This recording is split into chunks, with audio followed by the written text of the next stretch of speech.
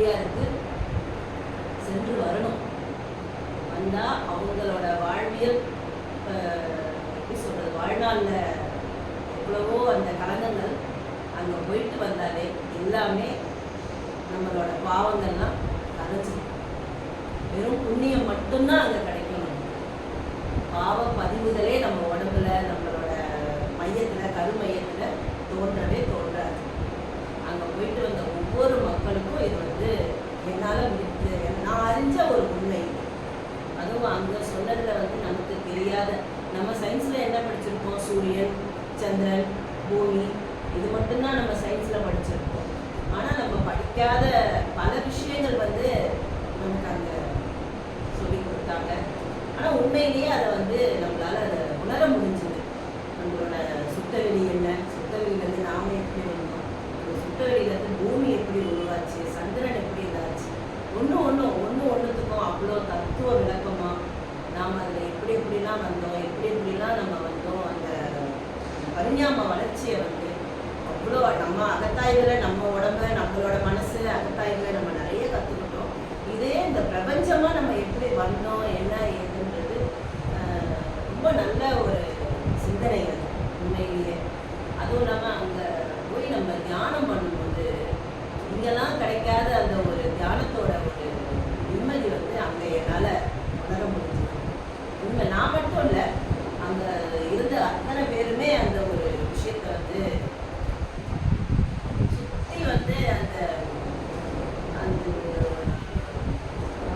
உள்ள ஒரு தவமையம் இல்லைங்களா, அவரோட ரூமுக்கு கீழே ஓம்கார மண்டபம் கீழே மதுரையா தவம் தவமையம் இல்லைங்களா, அந்த தவத்தில் போய் நம்ம போய் அந்த இடத்துல உட்காந்து தவம் பண்ணும்போது சொல்ல முடியாத ஒரு தவ விளக்கம் நமக்கு உணர முடிஞ்சுது நம்மளால. அது யாராலையும் அது சொல்ல முடியல. அதே மாதிரி அவரோட மணிமண்டபத்தில் போய் உட்காந்து தவம் பண்ணும்போதும் அந்த ஒரு நிலையை நம்மளால உணர முடிஞ்சது. அதுவே பெரிய விஷயம். அது நான் மட்டும் இல்லை, ஒவ்வொருத்தரும் அதை உணர்ந்தாங்க. ஒவ்வொரு கிளாஸும் கரெக்டாக எங்களுக்கு நடத்தினாங்க. ஒவ்வொரு விஷயத்தையும் சொல்லி கொடுத்தாங்க. ஒவ்வொரு பேராசிரியரும் வந்தாங்க. ஒருத்தரும் பேர் எனக்கு டக்குன்னு எனக்கு மறந்து போச்சு. ஆனால் ஒவ்வொருத்தரும் ஒவ்வொரு நிலையில இருந்து அவங்க ஒவ்வொரு விஷயமா நமக்கு ஒவ்வொரு விஷயத்தையும் ஒன் பை ஒன்னாக தெளிவுபடுத்தி கரெக்டாக அந்த 1.25 மணி நேரம் ஒரு டாப்பிக்கில் அந்த டாப்பிக்கை கரெக்டாக முழுமைப்படுத்தி கொண்டு நமக்கு சொல்லி கொடுத்தாங்க. எல்லாமே புரிய வச்சாங்க. ஒவ்வொருத்தருக்கும் இன்றைய பாணியில் இன்றைய நம்மளோட குடும்ப வாழ்க்கையில் என்னென்ன நடக்குதோ, நம்மளை சுற்றி என்னென்ன நடக்குதோ அதோட ஒரு விளக்கத்தை கொடுத்தாங்க. அதுவும் இல்லாமல் அது எப்படி சொல்கிறது, ரொம்ப நல்லா இருக்குது. உணர்வு பூர்வமாக நம்ம போய் அதை கற்றுக்கிட்டு செயல்படுத்தணுன்றது என்னோட ஆசை. அதை நான் அருட்காப்பும் போட்டிருக்கேன் மகரிஷிக்கிட்ட. நானும் என் வாழ்நாளில் இதை என்னால் முடிஞ்ச அளவு என் கடமையும் முடிச்சுட்டு வரணும்னு விருப்பப்படுறேன். அதோடு சேர்த்து என்னால் முடிஞ்ச அளவுக்கு இதில் நான் செயல்படுத்தணும், அந்த தொண்டு செய்வேன்னு அதுக்கு அங்கேயே கொடுத்துருக்கேன். வாழ்க அந்த அனுபவ உரை கொடுத்தீங்களாம்மா, அதை பற்றி சொல்லுங்கள். அங்கே ஆழியாரில் அங்கே ஸ்டேஜில் 3வது நாள் நிறைவு நாள் போது அனுபவ உரை இதுதாங்க அங்கேயும் நான் இல்லை அது சொன்னது நீங்கள் சொல்லும் போது, ஏன்னா ஃபஸ்ட் டைமே நீங்கள் ஸ்டேஜ் ஏறினீங்களா, அது ஃபீல் எப்படின்னு சொல்லுங்கள். அந்த அனுபவ உரை அங்கே என்னை பேச சொல்கிறாங்க. 2 பேர் பேசினேன்னாங்க. முதல்ல ஒருத்தவங்க பேசினாங்க, நான் மறுநாள் தான் பேர் கொடுத்தேன். சரி பேசுவோன்ட்டு தைரியமாக பேசிட்டேன். ஆனால் அங்கேயும் இதேதான் நல்ல ஒரு அனுபவம். உண்மையிலேயே அவங்களோட ஃபுட்டை பற்றி சொன்னேன், அவங்களோட கோர்ஸ் அவங்க எப்படி நடத்துனாங்க, நமக்கு எப்படி செயல்படுத்தினாங்கன்றத ஒரு 2 நிமிஷத்தில் தடுமாற்றம் இல்லாமல் பேசி முடிச்சு ரொம்ப சந்தோஷப்பட்டாங்க. அது ஒரு எனக்கும் அது ஒரு தைரியமா இருந்தது. ஒரு 300 பேர் எய்தாப்புல அது தைரியமா பேச முடிஞ்சது. இதுவரையும் நான் அந்த மாதிரிலாம் ஒரு ஃப்ரெண்ட்ஷிப்ன்ற லெவலில் பேசியிருக்கிறோம்.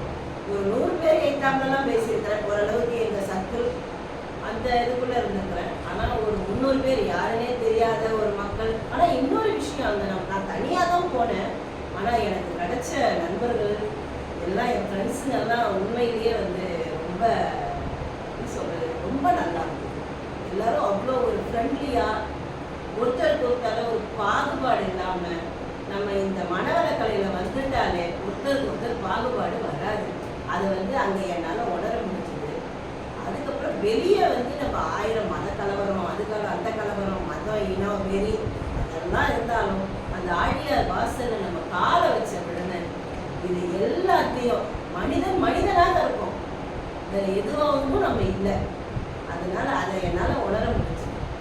இதை தான் நாங்கள் வந்து அந்த கேம்பஸ்ல இந்த உள்ளே என்ட்ரானீங்களே, உள்ளே என்ட்ரானோடனே அந்த நீங்கள் தங்குற இடம், அப்புறம் அந்த பயிற்சி இடம், லைப்ரரி, அந்த அந்த அனுபவங்கள் எப்படின்னு அதையும் அந்த நான் உள்ள இடம்லாம் தங்குற இடமெல்லாம் ரொம்ப அருமையாக இருக்கும்.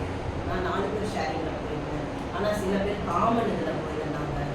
காமன் இது இருந்தாலும் எல்லாமே நீட் அண்ட் க்ளீனாக, ஒரு இது இல்லாமல் நல்ல நீட்டாக சுத்தமாக இருக்குது. 4:30 மணிக்கெல்லாம் அவ்வளோ கொஞ்சம் குளிர் அந்த இது இல்லாமல் 4:30க்கெல்லாம் சுடு தண்ணி வந்துடும். ஆனால் ஃபஸ்ட்டு விஷயம் எல்லாரும் 5:30 மணிக்கெல்லாம் எல்லாருமே ரெடியாகி அந்த இடத்துக்கு நம்ம வந்துடணும். தவமையம். ஆமாம், தவமையத்துக்கு வந்துடணும் ஃபஸ்ட்டு. இல்லாட்டி தவமையம் 6 மணிக்கு வந்துடணும். அது இல்லாட்டி உடற்பயிற்சி இதுக்கு வந்து நம்ம ஆஜராகிடணும். அது ரொம்ப ஒரு 4 நாள் இருக்கும். எனக்கு தெரிஞ்சு 3 நாள் கரெக்டாக. அந்த 3 நாளுமே இந்த 4:30க்கு எழுந்திரிச்சு 4 மணிக்கெல்லாம் முடிச்சிடணும். 4 மணிக்கு முடிஞ்சிருச்சு 5:30க்கெல்லாம் கிட்டத்தட்ட எங்கள் பேட்ச் ஒரு 300 பேர் இருந்தாங்க. 300 பேரும் அந்தந்த டைமுக்கு அந்தந்த இதுக்கு ஆஜரானதும் அவங்க ரொம்ப பாராட்டினாங்க. யாருமே ஒருத்தர் கூட ஒரு விஷயத்துக்கு கூட விட்டு போகல. எல்லாரும் எல்லா விஷயத்தையும் வந்து சாப்பாடு ரொம்ப நல்ல சாத்வீக முறைப்படி நல்ல ஒரு சாப்பாடு. யாருக்கும் மனசுக்கும் உடம்புக்கும் எந்த வித தொந்தரவும் இல்லாத ஒரு சாப்பாடு. வேணுங்கிற அளவு எடுத்துக்கலாம். யாரும் ரொம்ப வேஸ்டேஜும் பண்ணலை. அங்கே அதை நான் பார்த்தேன். யாருமே ரொம்ப வச்சு கொண்டு போய் கொட்டுறது வேஸ்டேஜ் சுத்தமாகவே இல்லை. தேவையில்லாத அந்த வெங்காயம் தக்காளி அதெல்லாம் ஒதுக்கி அந்த ஒரு டப்புல போட்டு மாட்டுக்கு வைப்பாங்க. அதுதான் நினைக்கிறேன். அந்த மாதிரி தான் நான் பார்த்தேன். அது ரொம்ப நல்லா. இதெல்லாம் என்னோட அனுபவம். நன்றி மேடம்.